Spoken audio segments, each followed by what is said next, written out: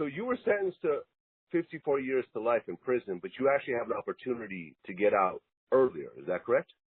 Yes, sir. The laws in California have been changing due to the hype of this mass incarceration thing that they've been pushing over the last 3, 4, 5 years. And one of the laws that came into effect is called SB 260. It was a bill that was crafted to help men who have been in prison, who came to prison as juveniles, appear before the parole board early. And so, because I committed my crime under the age of 18, I qualified for this bill, and my sentence went from basically me appearing before the parole board in 30 plus years. I now will appear before the parole board in 3 years. 2020 will be actually my first appearance. So, I like to say that I should be home between now and the next 3 years.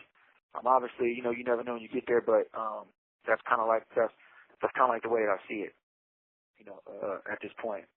And it's been a blessing, to now have light at the end of the tunnel, makes life a lot more easier, I guess, if you will. In regards to doing time, at least I know that for myself. So I'm not going to get too deeply into your finances, but investing the way you have in prison, when you do get released, financially, how comfortable will you be? Unlike most other prisoners, they get $200 when they walk out of prison. Yeah.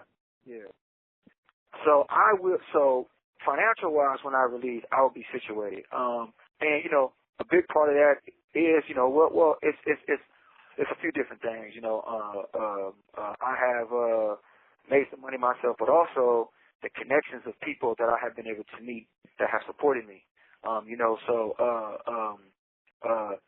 Steinberg, she was Tupac's first manager, actually, and she's actually coming up here today, and she has this organization that she does called Mic Sessions, and very famous. She's been doing these mic sessions for a very long time. And she's been a really big supporter of my program, the Financial Literacy Program.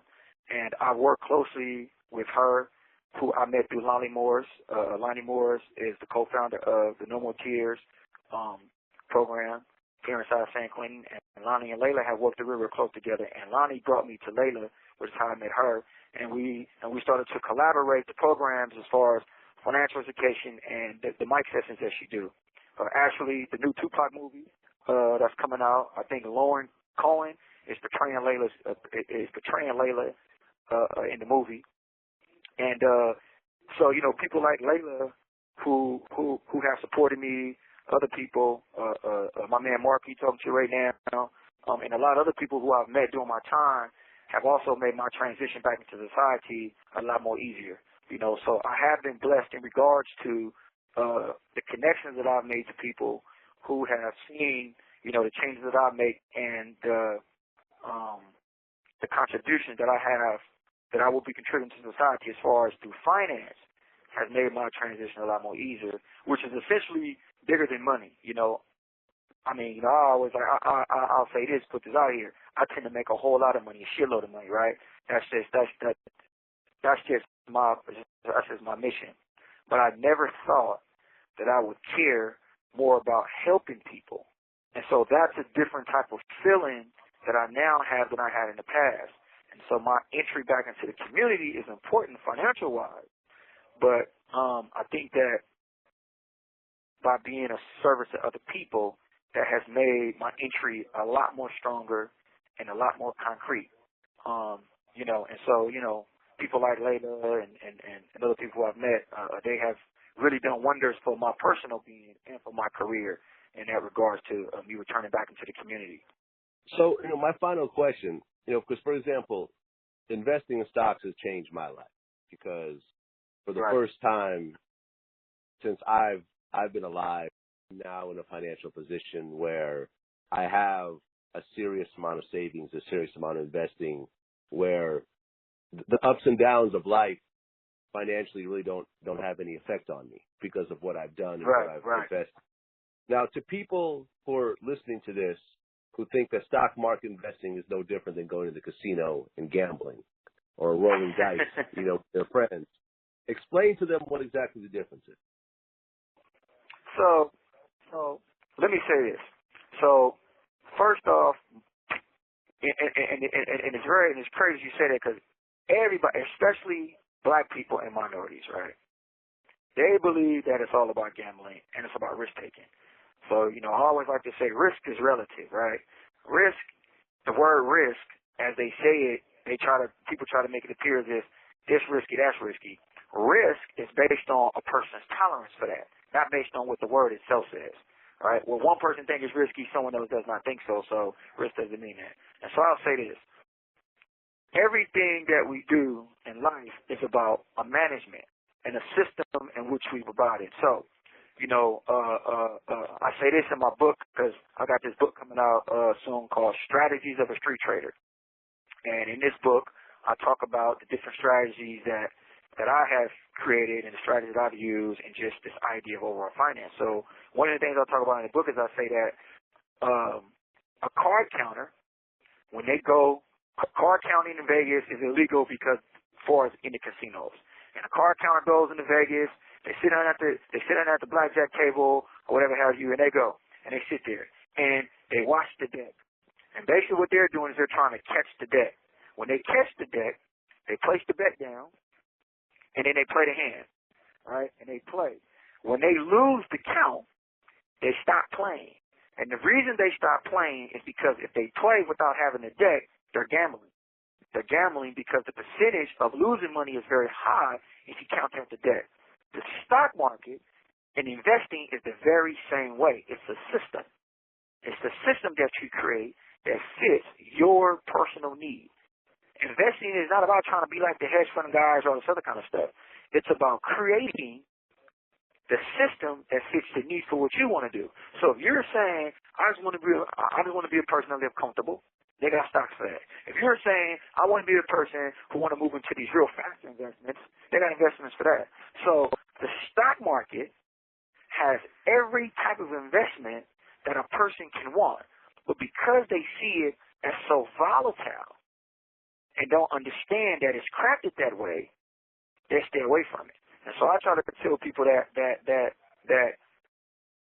no matter what you do in this world, especially in the United States of America, most of what you do if you work in a job, you will be tied to the stock market.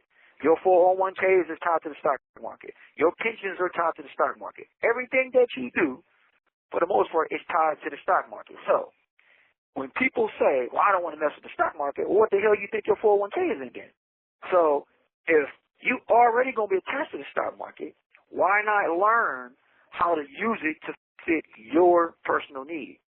Crafting a portfolio for people individually, right? But giving them an overall view of how the markets work is my job so I can dispel all those rumors that people have about it being gambling and, the little man can't play.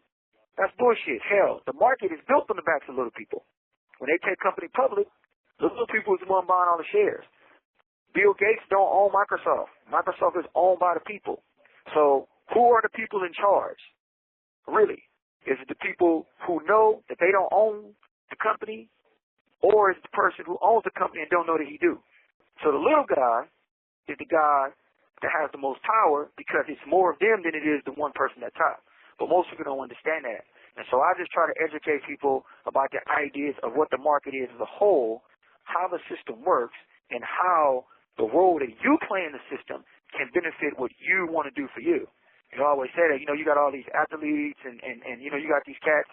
And these guys, if they played the markets, kind of like what you're doing, if they played the markets, the ownership that black people and minorities have in self-containment and businesses and things like that would be massive, If you sign a $100 million contract playing basketball, and you put $5 million into Apple every year, their returns are huge.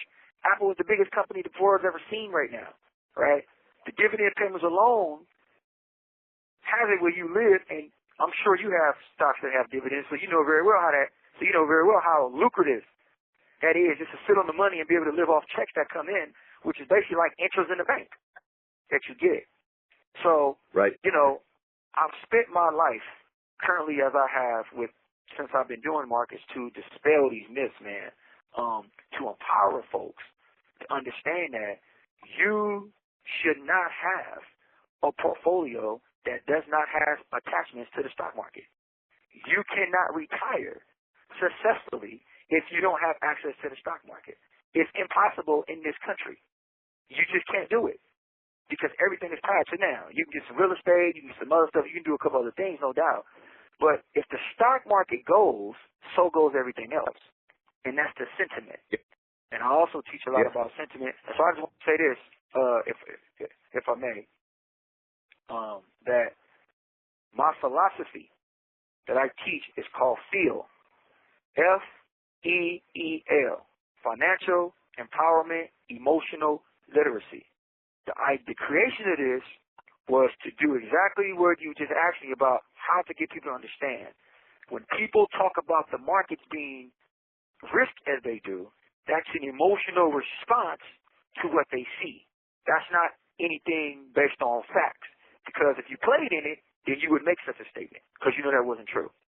Because you would have the understanding of that. And so when I created this philosophy, it was to teach people how to separate the emotional appetite from their financial appetite, and the things that they do, how to identify the emotional triggers that causes them to spend money or cause them to see things the way they see it.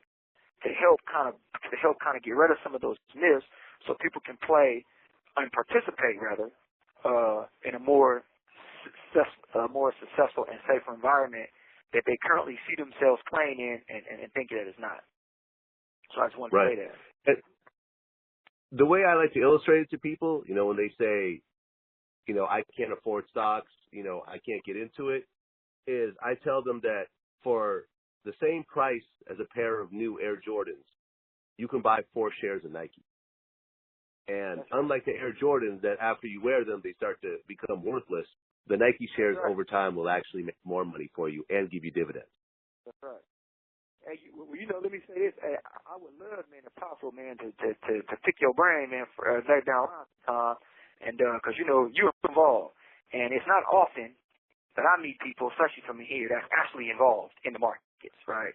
You know, and I'm about trying to empower people to get in, and you know, I had a bunch of little different ideas targeting the athletes, targeting the rappers, targeting these guys, teaching them why it's important for them to be heavily involved in this. They got the money. They got the money. They got the money.